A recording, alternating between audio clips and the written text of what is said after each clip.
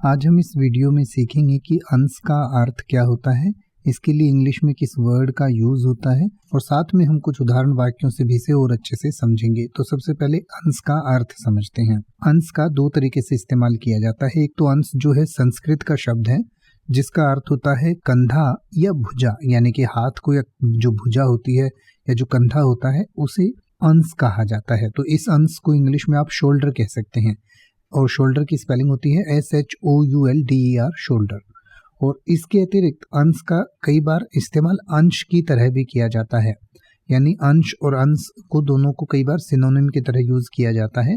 और इस अंश का मतलब होता है हिस्सा या भाग, यानी कि किसी चीज का पार्ट या पोर्शन जो होता है तो उसको भी अंश या अंश कहते हैं। तो आइए अब हम अंश को कुछ उदाहरण वाक्यों से समझें। जैसे कि आप ये कह सकते हैं कि युद्ध के समय वह अपने अंश पर तीरों की बौछार सहन करता रहा, यानी कि वह अपने भुजाओं पर या अपने कंधों पर तीरों को सहन करता रहा। या फिर आप कह सकते हैं कि उसने अपने अंश पर बोझ उठाकर अपने परिवार का भरण पोषण किया, यानी कि उसने अपने कंधों पर बोझा उठाकर, बोझा ढोकर अपने परिवार का पालन पोषण, भरण पोषण किया। अब आप किसी भी वर्ड का मतलब हिंदी और इंग्लिश में YouTube पर सर्च कर सकते हैं। आपको मेरी वीडियो मिल जाएगी जिसमें आप बिना किसी फालतू बकवास के सीधा उस वर्ड का मतलब समझ पाएंगे। तो ऐसी ही वीडियोस को देखते रहने के लिए चैनल को सब्सक्राइब करें और बेल आइकन को प्रेस करें।